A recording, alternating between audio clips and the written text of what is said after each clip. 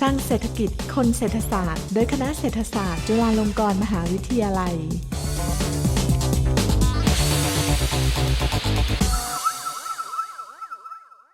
สวัสดีค่ะท่านผู้ฟังทุกท่านยินดีต้อนรับเข้าสู่รายการคลังเศรษฐกิจคนเศรษฐศาสตร์โดยคณะเศรษฐศาสตร์จุฬาลงกรณ์มหาวิทยาลัยค่ะวันนี้ดิฉันนางสาวเพียงเพชรพ้นปัตภีบัณฑิตจากคณะเศรษฐศาสตร์อยู่กับผู้ช่วยศาสตราจารย์ดร.ยงยูนอาจารย์ประจำคณะเศรษฐศาสตร์วันนี้พวกเราจะรับหน้าที่เป็นผู้ดำเนินรายการในวันนี้ค่ะสำหรับการบรรยายข้อมูลในวันนี้อาจารย์ยงยูนจะบรรยายเป็นภาษาอังกฤษและดิฉันจะรับหน้าที่เป็นล่ามแปลข้อมูลเป็นภาษาไทยค่ะต่อไปนี้เชิญอาจารย์ยงยูนเริ่มบรรยายได้เลยค่ะ Hello. Today I want to talk about startup and not the Korean drama series starring Bae Soo-ji and Nam Joo-hyuk. Maybe something similar though. I'm sure you know examples of startups like Airbnb, Uber, Instagram, Wix, and SpaceX, and so on. But what exactly is a startup? I often ask my students, do you know what a startup is? And, they give me all kinds of answers.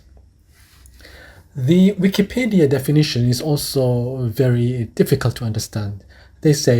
a startup is a company or project undertaken by an entrepreneur to seek, develop, and validate a scalable business model.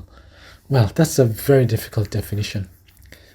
Today I will provide a slightly different take on what a startup is, discuss why we have them in the first place, and why they're important in today's modern world. I'll also discuss how entrepreneurs of startups differ from usual business people, and also talk a little bit about the more important macro aspects, or if you like, the ecosystem, including the innovation culture essential for startups.สำหรับวันนี้อาจารย์ก็จะมาพูดคุยให้ความรู้ภายใต้หัวข้อ Startup นะคะซึ่ง Startup ในที่นี้ก็ไม่ใช่ละครเกาหลีที่นำแสดงโดยแบกซูจีและนัมจูฮยอกนะคะแต่เป็นบริษัท Startup ต่างๆอาทิ Airbnb Uber หรือ Instagram ค่ะแล้ว Startup เนี่ยคืออะไรกันแน่อ้างอิงจากวิกิพีเดียนะคะ Startup แปลว่ากิจการที่สร้างขึ้นโดยผู้ประกอบการหรือ Entrepreneur ซึ่งมีเป้าหมายเพื่อค้นหาพัฒนาและเป็นธุรกิจที่ขยายกิจการได้ง่ายค่ะซึ่ง Startup เนี่ยจะมีการนำเทคโนโลยีหรือนวัตกรรมมาใช้เป็นหัวใจหลักในการสร้างธุรกิจนั้นๆนั่นเองค่ะซึ่งในวันนี้นะคะตัวอาจารย์เองเนี่ยก็จะมาพูดถึงเกี่ยวกับมุมมองของความหมายของอาจารย์ที่มีต่อ Startup ค่ะรวมไปถึงทำไมเราถึงต้องมี Startupความสำคัญและความแตกต่างจากผู้ประกอบการธุรกิจทั่วไปรวมทั้งมุมมองจากภาพมหาภาคและวัฒนธรรมที่สนับสนุนให้เกิดนวัตกรรมของสตาร์ทอัพนั่นเองค่ะ The term startup was first mentioned in the Forbes magazine in 1976. As some of you may know, Forbes is a popular American business magazine published 8 times a year featuring articles on business, investing, entrepreneurship, finance, and marketing. In the magazine, you can find the list of world's billionaires, for example, most powerful women, career celebrity power, and so on. In a recent issue titled Forbes Asia 100 to Watch, 2 Thai firms are represented. Conical Company, working in education and recruitment, and MyCloud Fulfillment, working in e-commerce and retail, both companies founded in 2014. Although these are Thai companies to watch, according to Forbes, they are not exactly startups. What then are startups? Let's go to Eric Ries, the author of a book called The Lean Startup. He says that a startup is an organization dedicated to creating something new under conditions of extreme uncertainty. So here the important word I think is uncertainty. And this is why startups are really relevant in the era of COVID and post-COVID. Michael Arrington, founder of TechCrunch, says that the best startups generally come from somebody needing to scratch an itch. What do you mean by scratch an itch? This means that if there's a problem, then the best startups will come to fix that problem. We have yet another definition by Paul Graham, who his former startup called ViaWeb, later was renamed Yahoo, says, "A startup is a company designed to grow fast. Being newly founded does not in itself make a company a startup, nor is it necessarily for a startup to work on technology, or take venture funding, or have some sort of exit. The only essential thing is growth. Everything else we associate with startups follows from growth." คำว่า Startup นะคะ ปรากฏขึ้นครั้งแรกในนิตยสาร Forbes ซึ่งเป็นนิตยสารธุรกิจที่โด่งดังของอเมริกาในปี 1976 ค่ะ ตัวนิตยสาร Forbes เองเนี่ยเนื้อหาหลักๆจะมีบทความเกี่ยวกับธุรกิจ การลงทุน เทคโนโลยีเป็นต้นนะคะ ซึ่งในคอลัมน์1คอลัมน์ล่าสุดในหนังสือ Forbes เนี่ยมีการพูดถึงบริษัทเอเชีย 100 อันดับที่น่าจับตามองที่สุด และแน่นอนค่ะว่ามีบริษัทไทยถึง 2 แห่งที่ติดอันดับด้วยค่ะ ได้แก่ 1. บริษัท Conical ที่ให้บริการและคำปรึกษาทางด้าน IT และ 2. บริษัท MyCloud Fulfillment ผู้ให้บริการคลังสินค้าครบวงจรค่ะ ซึ่งทั้ง 2 บริษัทนี้นะคะได้ถือกำเนิดขึ้นในปี 2014 ทั้งคู่ค่ะ แต่ถึงจะเป็นที่น่าจับตามองจนติดอันดับนะคะ อย่างไรก็ตามเนี่ยบริษัทเหล่านี้ก็ยังไม่นับเป็นสตาร์ทอัพค่ะ ดังนั้นแล้วจริงๆเนี่ยสตาร์ทอัพคือบริษัทหรือกิจการแบบไหนกันแน่ So, what makes a startup a startup? So many definitions, but I think three things we need to emphasize. One is innovation and creativity. So startups should bring something new onto the table, something with innovation.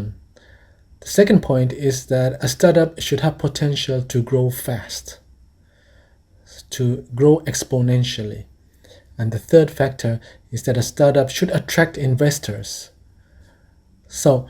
this means that setting up a new Korean restaurant in town is not a startup.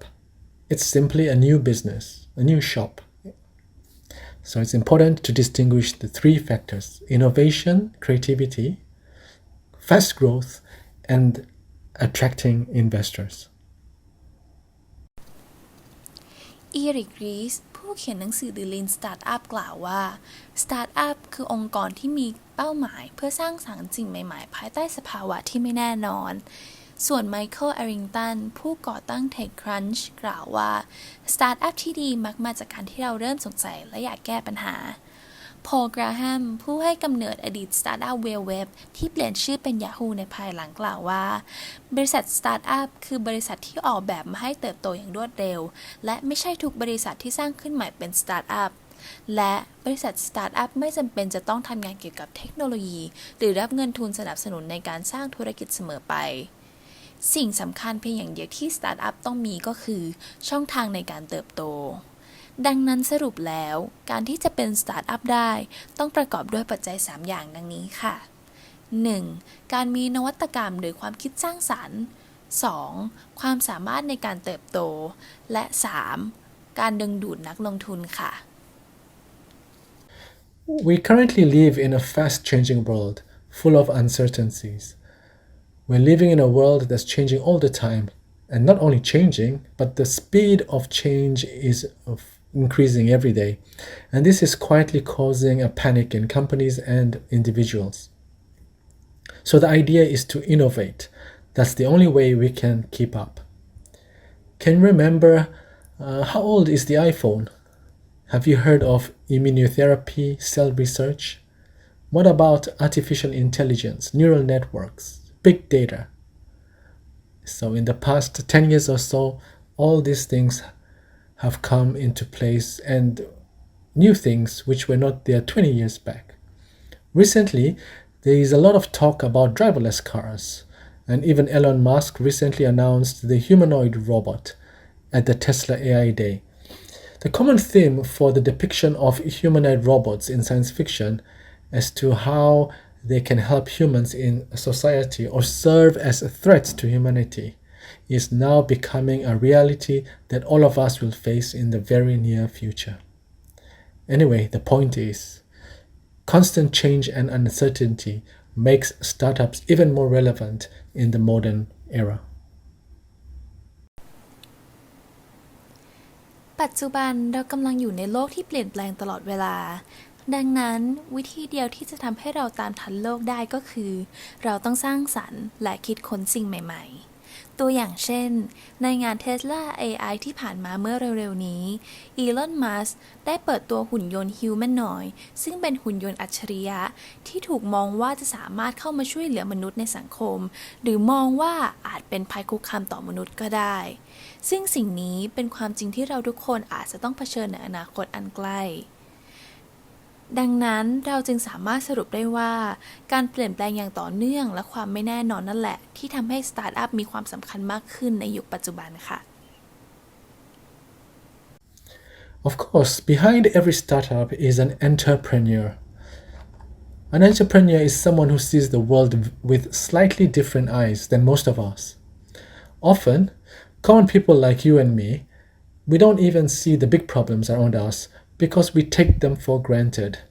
Basically, we live with the same problems every day. Entrepreneurs have a different attitude. They see problems and take up the challenge to deal with them. If people need coffee immediately, then the entrepreneur will set up coffee dispensers. Think of Taubin, for example.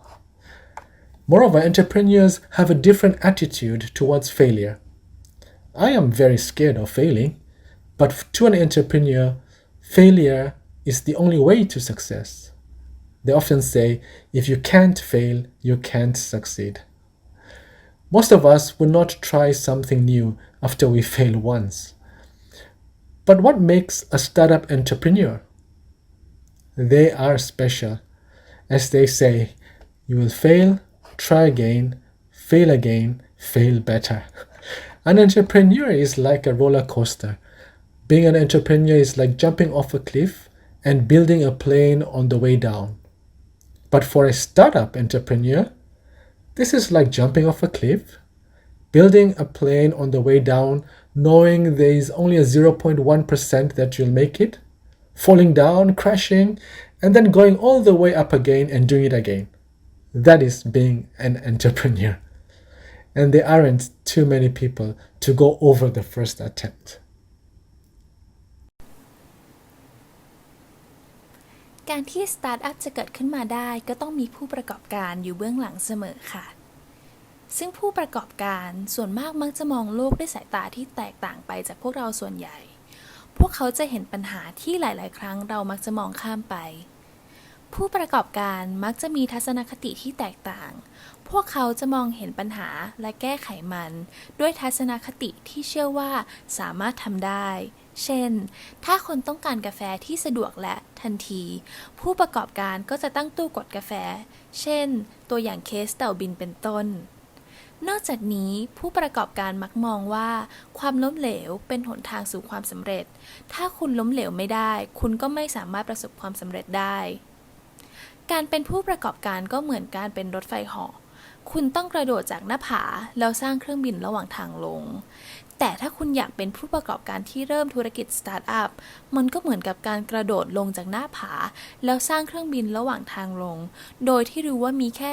0.1% ที่คุณจะทำได้ ล้มลงและพังแล้วทำใหม่อีกครั้งค่ะ Not being afraid to take risks is important. I want to talk a little bit about Israel. This is a small country which has the highest concentration of startups per capita worldwide and has raised generations of entrepreneurs who are disrupting markets around the globe and bringing change to the world. It's called Silicon Wadi. Israel ranks third in the World Economic Forum Innovation Ring and attracts more venture capital per capita than any other country on the planet. If interested, you should read the book called Startup Nation, The Story of Israel's Economic Miracle. This is a 2009 book by Dan Senor and Sol Singer about the economy of Israel. It examines how Israel, a nation that is only 60 years old with a population of about 7 million, was able to reach such economic growth that 10 years back, at the start of 2009, they had about 63 Israeli companies listed on the Nasdaq, more than any other foreign country. In the book, the authors argued that in fact, the best startup which was created is the State of Israel, which was a fantasy, which made no financial or no economic sense whatsoever. As you know, although the Jewish people existed for many centuries, they did not have their own country until after the Second World War. And when the Jews did get a country, it was nothing but barren land in the middle of a desert. They had little choice but to innovate, to survive.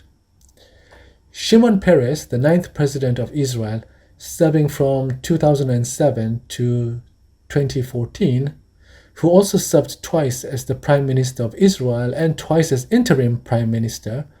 was a member of 12 cabinets in a political career spanning over 66 years, and also won the 94 Nobel Peace Prize together with Yitzhak Rabin and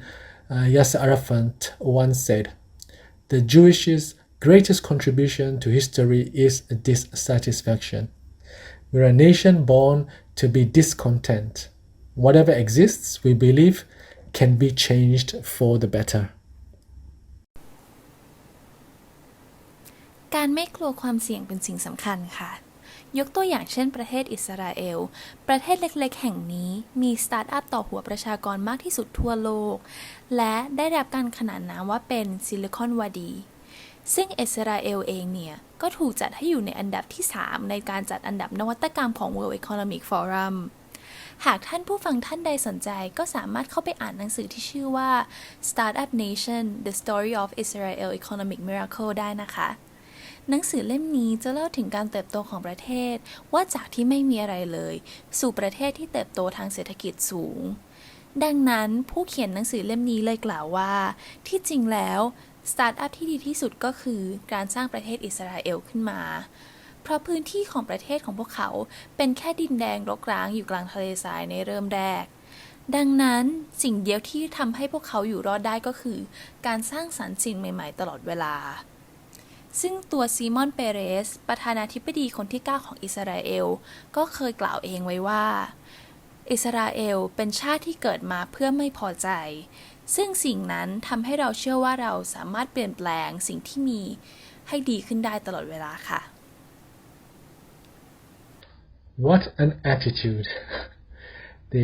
When most people are given very little, they would give up, but not the people of Israel.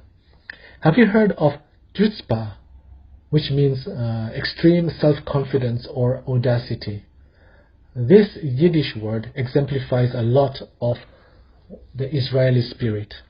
I'll play you a small clip from the YouTube, but you'll just hear the sound. It's impossible. Most people would give up when they told something is impossible. But try saying that to an Israeli. What you get is chutzpah. What is chutzpah? Having the willpower to go against the grain. What is chutzpah? This character to make sure this happens and persistence. What is chutzpah? Being rude but nice. Chutzpah is stepping out of your comfort zone. Hello. How are you? Good. Can I have one? No, you can't have one. Oh my God. Chutzpah is thinking big. Chutzpah is challenging yourself and then challenging the world. Excuse me, just a question. Is the bagel kosher? Yes. So I want a bagel. Have you ever did chutzpah? All the time. Chutzpah is doing things you never thought you would do, like for me, writing a book. Now, can you actually innovate without chutzpah? I don't think so. If you don't have chutzpah, you just step in the same place and you don't move forward. So excuse me, sir, I was here before. I'm just asking a question, nothing more. There's no need to shout. There's no need to yell. If you don't like what I say, you can go to chutzpah, chutzpah, chutzpah, chutzpah. Chutzpah, chutzpah, chutzpah. Chutzpah, chutzpah, chutzpah, chutzpah.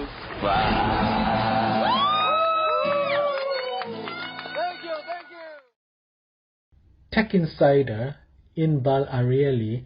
who wrote a book by the same name, Chutzpah, gives credit to the unique way Israelis are raised in a culture that supports creative thinking and risk-taking.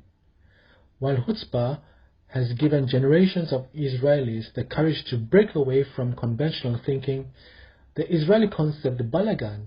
or what we call messiness in Hebrew, is also at the root of how Israelis are taught to interact with the world. Instead of following strict rules, balagan fosters ambiguity, encouraging the development of skills necessary for dealing with the unpredictability of life and business. So culture is very critical.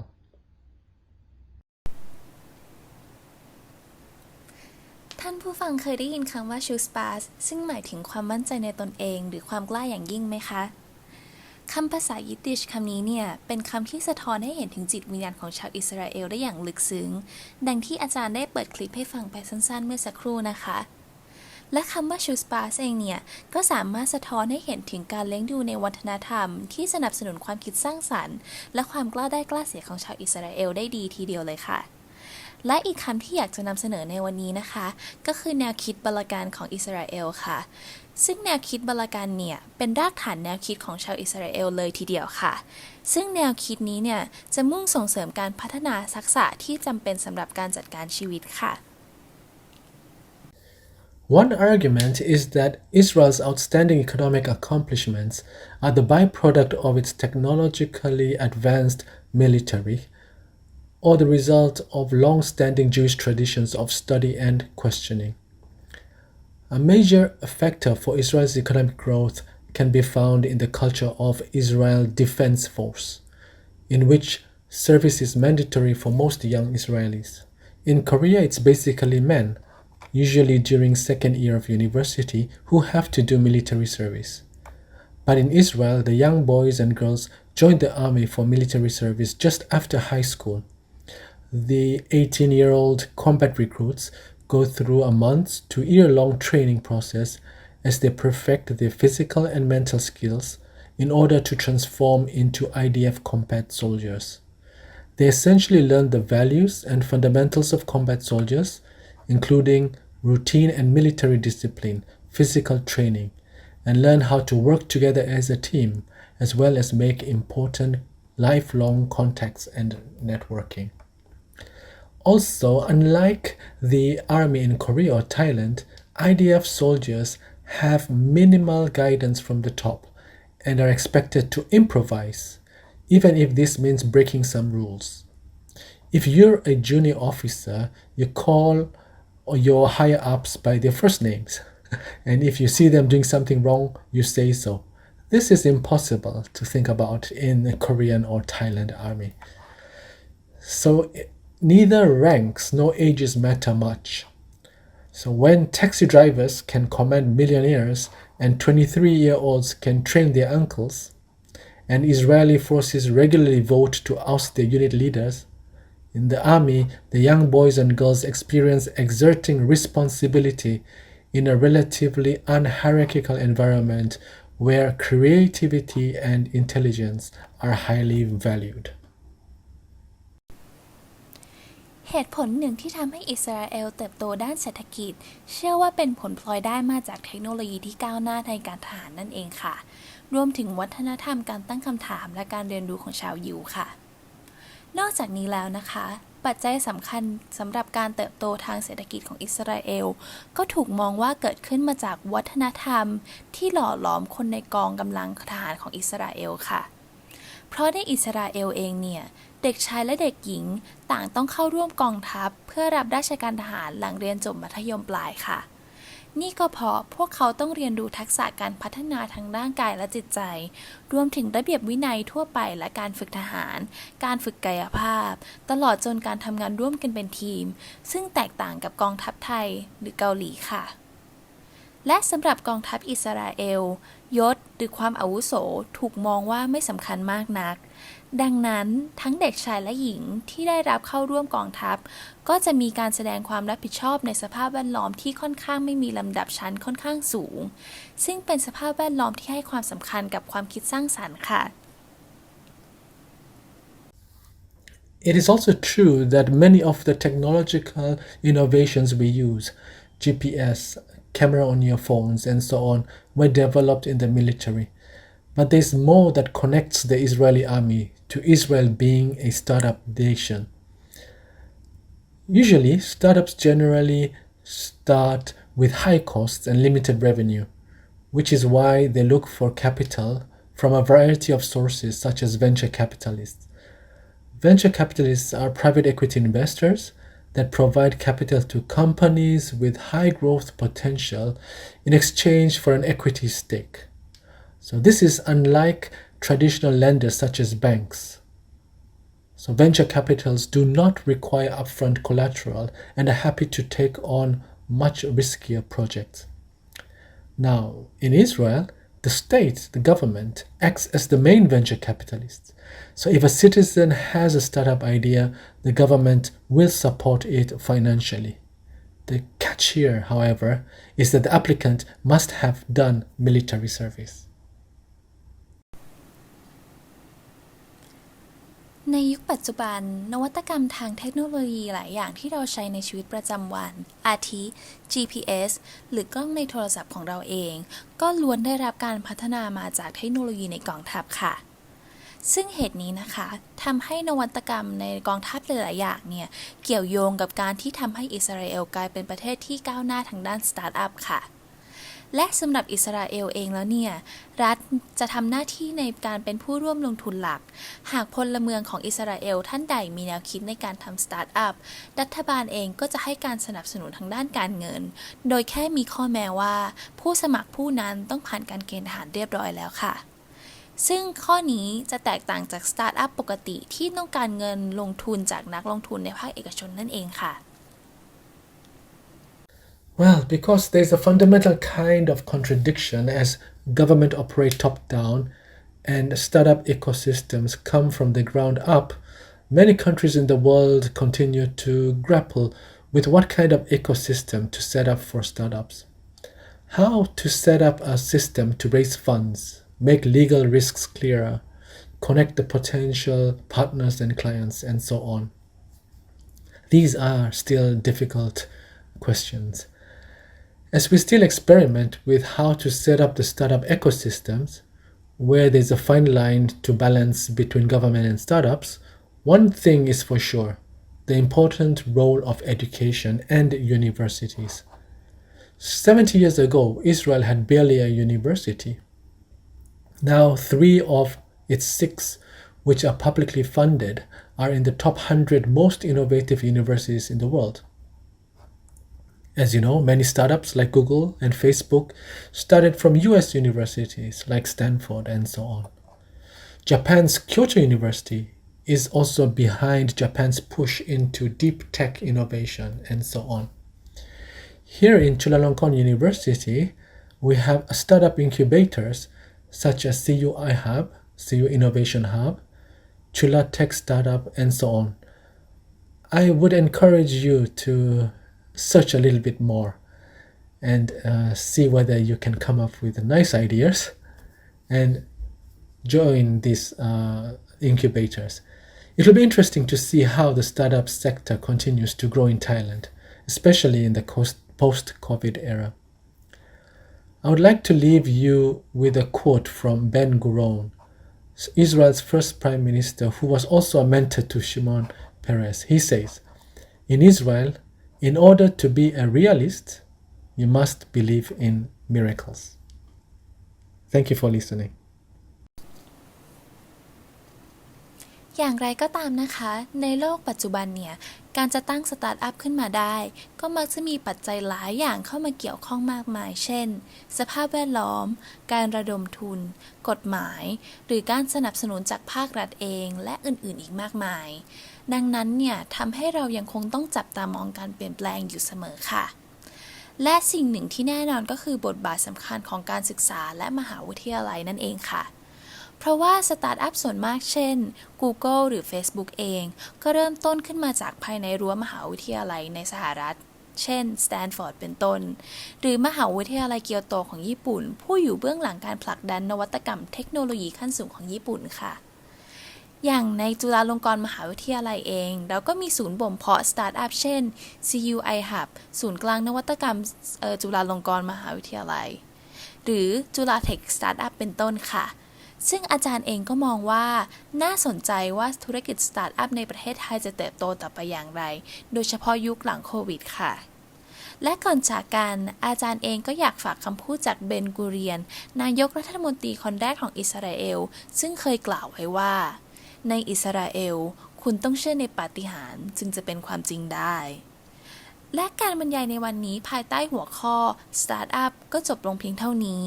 ดิฉันนางสาวเพียงเพชรและอาจารย์ยงยูนขอลาไปก่อนแล้วพบกันใหม่ในโอกาสหน้าค่ะสวัสดีค่ะ